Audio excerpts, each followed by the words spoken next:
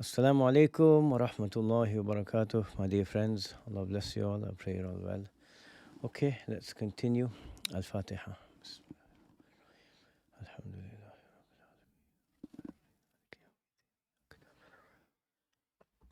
اهدنا الصراط المستقيم صراط الذين أنعمت عليهم غير المغضوب عليهم ولا الضالين. بسم الله الرحمن الرحيم. الحمد لله رب العالمين. اللهم صل على سيدنا محمد صلاة تفرحه وتسعده ترضيه واجزه بها عنا ما هو أهله يا أرحم الراحمين. اللهم زدنا ولا تنقصنا وأكرمنا ولا تهنا وأعطنا ولا تحرمنا وآثرنا ولا تؤثر علينا وأرضنا وارض عنا يا كريم. So, Alhamdulillah Rabbil Alameen, we were looking at the story of Sayyidina Yusuf alayhi salatu wasalam, and we were looking at how Sayyidina Yusuf, before he interpreted the dreams and explained the meaning of the dreams that the two fellow inmates had, he told them about God. He told them about how he received such gifts from Allah. He told them about worshipping the one true creator, and that there is no one else to worship. No one else deserves worship. Rightfully, no one else deserves worship. And so we see another benefit to this now, which is that one of them is going to die, as we'll see in the interpretation of the dream. And so for him to know, or for them both to know, that life is only worth living and it only brings fruit in the hereafter, is if there's belief, iman in Allah subhanahu wa ta'ala and his messengers on the terms of Allah, right?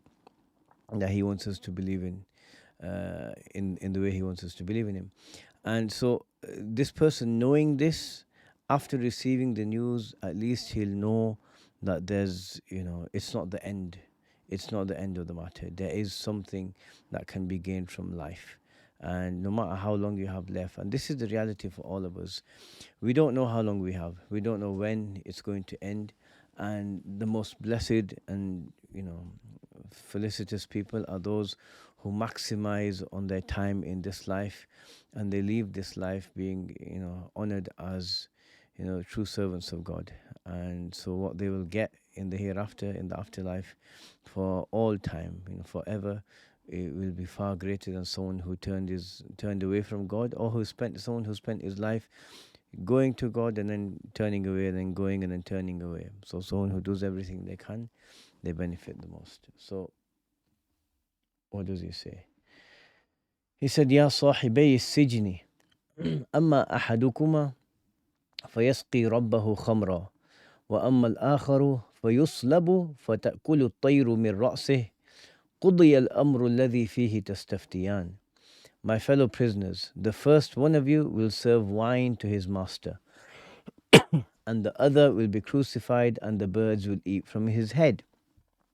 The matter about which you inquired has been decided. So some of the ulama, some of them said that it's clear. So there's a story saying that one of them was a bread maker, one of them was the wine pourer for the king, and there was a plot to assassinate the king. And anyway, so they ended up in the prison, and and then eventually it does turn out that the bread maker is killed, and the wine pourer was innocent. So what happens here is Sayyidina Yusuf alayhi salatu wasalam tells them, and there are a couple of interpretations, and I believe the interpretation of Imam al-Biqai is the strongest, which is he doesn't tell what's going to happen. I mean, it is kind of obvious once we know it. That's generally the nature of dreams. If you look at, for example, the Tafsir of Imam Mahmud al-Alusi, at the beginning of it, he said he had a dream when he was 36 years old that he was taking the sky and the ground and he was merging them together. And once you understand what it means, it seems to make sense. But before that, you think, what does it mean? And then so he said he interpreted it as he has to write a tafsir. So the sky, so the revelation that comes from above, and the ground being the soil that we were made from, So he's making them meet. So he's giving us an understanding of what is in the Quran. And then when you hear that, it's like, oh yeah, it makes sense. And that's how he interpreted it. So we know, like, initially what the dream was. We know what he's going to say, how it turns out. So it does make a lot of sense. So maybe they didn't know. So he left it vague. He left it vague to not cause further disappointment. But as as Abu Saud and others have said, it is fairly easy to understand who's being intended, what's going to happen once we know the interpretation of the dream. So, in any case, they will have had hope for the akhirah. So he says, Ya sahibay sijin, my companions, my fellow inmates. Amma ahadukuma fayasqi rabbahu khamra. He will pour wine for his master, much wine. So over a long time, yasqi, it'll be his job, his role. He'll be pouring wine for his master. Wa amma al-akharu fayuslab. And as for the other, he's going to be crucified. As-salb. So the word in Arabic for crucifixion, or the word in Arabic for a crucifix, is salib. Root word, the root words are the same, which is, if you look at the shape of a crucifix, it's designed to, for a person's arms to be able to be stretched out, so he can, either they're hammered in, a'udhu billah, or they're tied up, and for his body to hang down. So so this is the same route. He's going to be crucified, and sometimes they were hammered, and sometimes they were killed and then crucified. Sometimes they were just put up there and tortured until they died, or the belly cut open. People had, people had various things. In the Sharia, it is a punishment for people who compromise the safety of society. So like highway robbers, and for someone genuinely committing atrocities, murders, and these sorts of things out at night, and put with weapons, and people who pose a real threat to the citizens of a society. And so what happened? So what happens here? He said to him that one of you is going to be in an honored position with the king, his master, meaning, so he'll have someone higher than him, and he'll be pouring wine for him. So he means the king here. And the other one won't be honored. In fact, he'll be humiliated, because crucifixion is, it's not just killing someone, it's a very public humiliation, and it's a long death, as opposed to something, just stabbing someone in the heart or something like that, where they die pretty much immediately. So it's a long death with humiliation, and this person is going to live a long life, with honor, basically. And then he said, فَتَأْكُلُ الطَّيْرُ مِنْ رَأْسِهِ. So the birds will eat from his head. So maybe his head will be damaged, they'll have access to his brains. Allah knows best. But in generally, he's going to become carrion that the crows and the vultures will feast on. And so, and then he said, قُضِيَ الْأَمْرُ الَّذِي فِيهِ تَسْتَفْتِيَانِ. The matter that you both are asking about, so the interpretation of both dreams, they both used their dreams, referred to them in a singular earlier on, so he's using that again, that what you're both asking about, asking now about, or you have been asking about, it's been decided. So firstly, this word istifta, ifta, it means to give someone a clear answer on a matter that's confusing, that's vague, that it requires clarification. So that's what he's saying, istifta. So in this matter that you're asking for clarity for, here it is, and the matter has been decided. Qudiya, passive. So it's as though it's been decided by Allah subhanahu wa ta'ala. And it's the way like kings would speak in the past. It's expressed in the passive past tense, as though that it's done now, it's decided, nothing can be done. So he said this matter that you're asking about has been done and decided. So it's not his dream his dream interpretation that has made this matter come about. No, that was done before, and everyone dies. Right? Everyone's going to die, and we don't choose when and how generally, right? But their time of death had been decreed, and it's just that they'd been made aware of it in a very general way through the world of images, through dreams. and they call it in Arabic alamul mithal, the world of images, where things that the soul can perceive uh, glimpses of the future or matters happening, um, through this world, which is where the soul enters when you sleep. One thing that's consistent, for example, like there are cases, genuine cases of black magic when people do it, and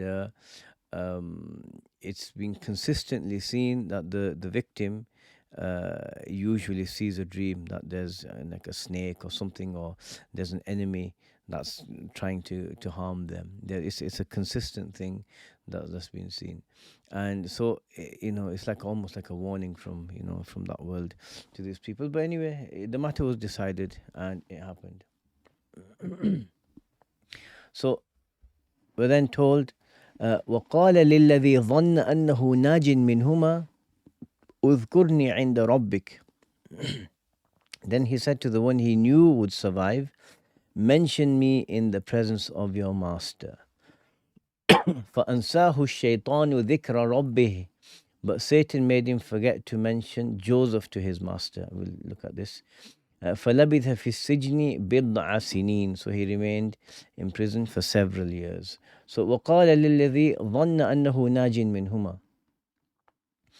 So he said to the one who he was sure was going to be saved from the two.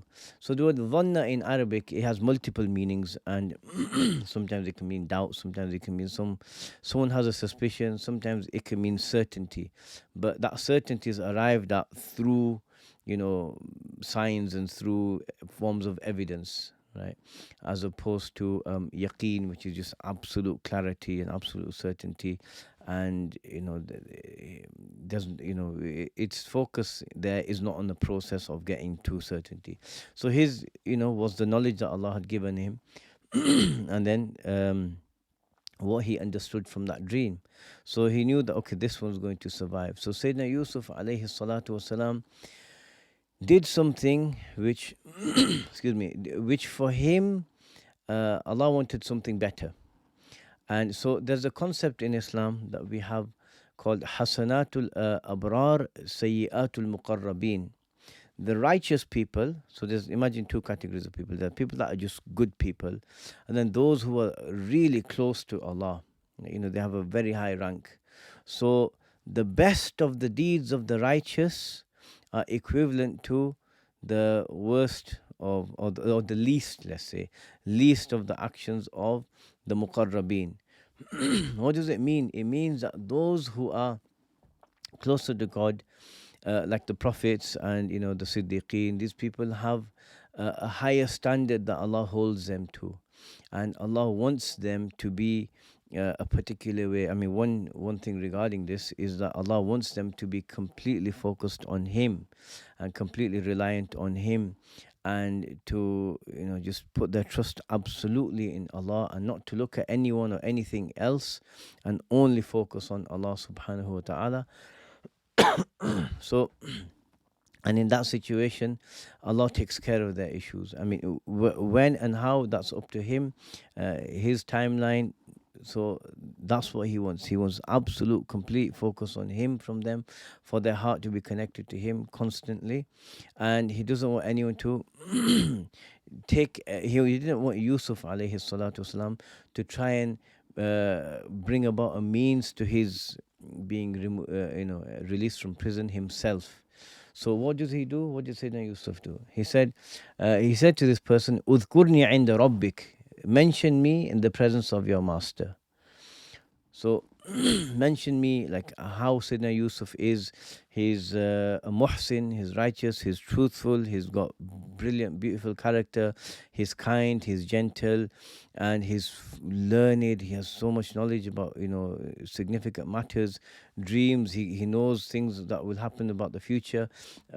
He has prophethood, and he's a descendant of prophets, and he calls people to God.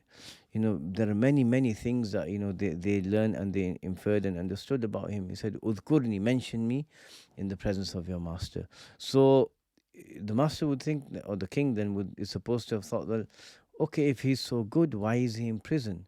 And then he would he would have gone and checked. So I mean, like in the Sharia, if a judge is appointed, then I think 3 years is the maximum a person stays as a judge, lest their knowledge of fiqh matters, deteriorate, So a judge is, another judge is appointed, and then the new appointee, what does he do? He goes and checks all the previous cases. He looks at everyone who's been imprisoned in the in the prisons, and he checks their cases, the documents and the records. Why is this person there? And because sometimes there can be a miscarriage of justice, and so he checks and to see, okay, should this person be here or not? And if not, he assesses the case and he deals with it, and they're freed if they're not meant to be there. And sometimes they they are meant to be there, so he just corroborates the previous decision and carries on. So here he said, udhkurni inda rabbik, remember me in the presence of your master, your Lord. فَأَنْسَاهُ الشَّيْطَانُ ذِكْرَ رَبِّهِ. So the shaitan, this being who's far from any good, far from God, you can't expect any good from him. Remember, he's the one who was trying to also cause his brothers to turn against him, and he did succeed at that. So ansahu shaitanu dhikra rabbi. So literally the words mean, so the devil made him forget the remembrance. There's a couple of ways of interpreting it. Let's look at it. There's one interpretation, which is what the translator has gone with, and this is the correct interpretation, that that the devil made the wine pourer forget to mention Yusuf in front of his Lord, in front of his master, the king. And so this was, and the other interpretation is that the devil made Yusuf forget about his Lord in this moment. So that's why he said, mention me in front of that person. He should have just relied on Allah, put his trust in Allah, and not taken any steps himself. So these are the two positions. The first one's stronger. But as for this aspect of not taking any steps himself, as I said, this is for, it's not necessarily for everyone. The Sunnah, if you look at the Sunnah of the Prophet sallallahu alaihi wasallam, if you have a problem, generally it entails going and finding a solution. Like if you're ill, you go to a doctor. If you're in debt, or you need to buy something, you don't have money, go borrow from someone if you can. So there's take steps. But then if there's no practical solution, then you're called to patience and being content with Allah's decree, and knowing what Allah's chosen for you is the best, and you just be patient with the difficulty. But for people who are on a higher level, like for Sayyidina Yusuf wasn't meant to act. And remember, this is Sayyidina Yusuf is a prophet, and so as we said, the standards are higher for prophets, and his Allahumma salli ala Sayyidina Muhammad. The point is gone now. Anyway, so Sayyidina Yusuf had a higher standard and a higher code of conduct, and the knowledge, for example, through which he knew that zina is horrible and he shouldn't go near it. That knowledge and that awareness that God gave him, the standard that knowledge, raised him to, he should have just allowed things to be and let Allah make it unfold. And so that was for him. And then, so he said, فَلَبِثَ فِي السِّجْنِ بِضْعَ سِنِينَ. So he remained in the prison for several years. Bid'a in Arabic is anything between 3 and 9. So there is a narration, Abu Suud mentions that he was there for 12 years in total. Allah knows best. But 5 years before, look at that, 5 years, and then 7 years. 7 years. And through it all, we actually see that Allah had a plan as well. So Allah subhanahu wa ta'ala, when it was time, and the time was right and ripe for Sayyidina Yusuf to exit the prison, he gave the king this dream that we're about to look at. So everything happens, Wallahu ghalibun ala amrih. Allah subhanahu wa ta'ala is in complete control of his matter. Everything, reality, Allah's in complete control. So then that's when he said, وقال الملك إني أرى سبع بقرات سمان يأكلهن سبع عجاف وسبع سنبلات خضر وأخر يابسات يا أيها الملأ أفتوني في رؤياي.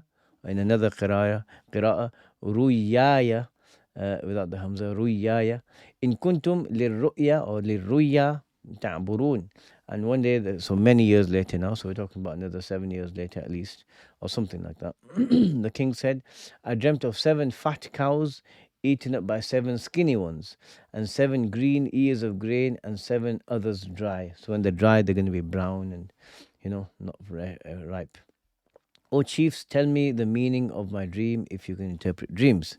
So the king, at that time, was a king. So as we said before, this is one of the miracles of the Quran, identifying correct historical details.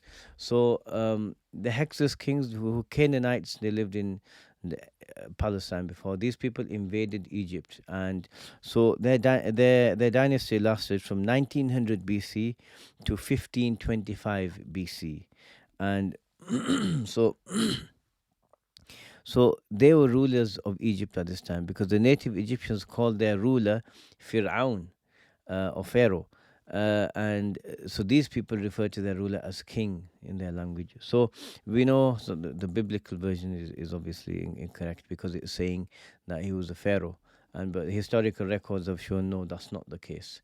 And so, Ibn Ashur says that, that the power of the ruler of northern Egypt, which is actually classed as lower Egypt.